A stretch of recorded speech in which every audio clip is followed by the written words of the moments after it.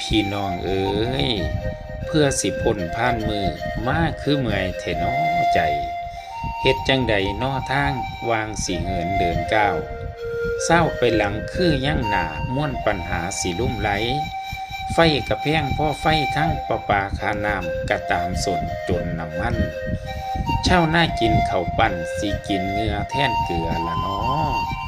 ทุนกำไรบ่มีเหลือทับโถมห้องนี้เฮ็ดบ่มีแนวใดผลกำลังใจใส่ใจตากับยายได้นางสาวไข่ข้าวจังเม็ดฝนผู้มีเงินกะทานผลผู้คนถูกมันจุกอก